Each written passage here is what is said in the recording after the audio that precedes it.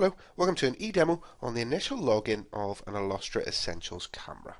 Today I've unpacked my camera and I have connected it to my network.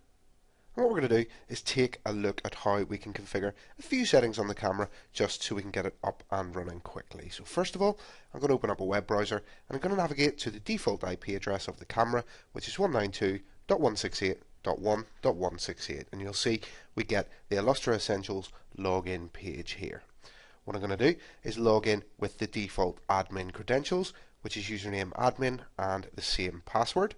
And I'm going to choose the login button. And you'll see, because this is my first login, I'm being prompted to change that password. So what I'm going to do is enter a new password for my admin user. And then I'm going to confirm that password. I'm just going to check the do not show this again checkbox. And then I'm going to choose OK. And now we have the camera interface loaded. So what I'm going to do is just quickly set up my date and time and my network settings. So I'm going to go over to Setup, and I'm going to choose Network from the menu on the left hand side, and then I'm going to choose TCP/IP. And you'll see in here we can configure all of our network settings for the camera.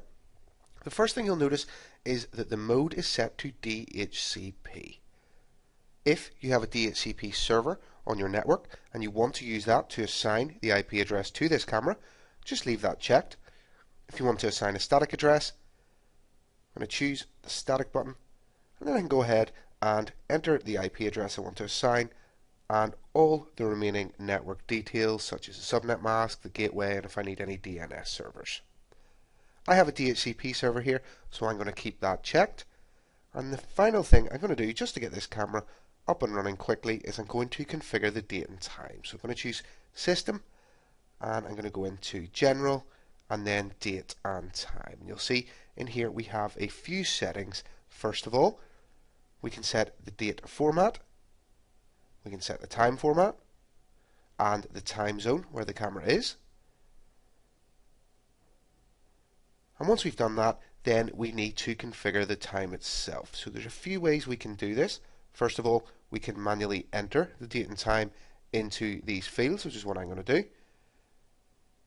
If I wanted to, I could choose that Sync PC button and synchronize the time with the PC which I'm on. We then have some options on Daylight Savings Time, or DST. So I can choose that DST Enable checkbox. And then what I can do is I can set when DST comes into play. So I can choose a date, or I can choose a week. And then finally, you'll see down at the bottom here, we have Synchronize with NTP. So if I had an NTP server on my network and I wanted to use that to set the time of this camera, I could just check that checkbox and then enter the server details there. And when I'm finished, I'm going to choose Save.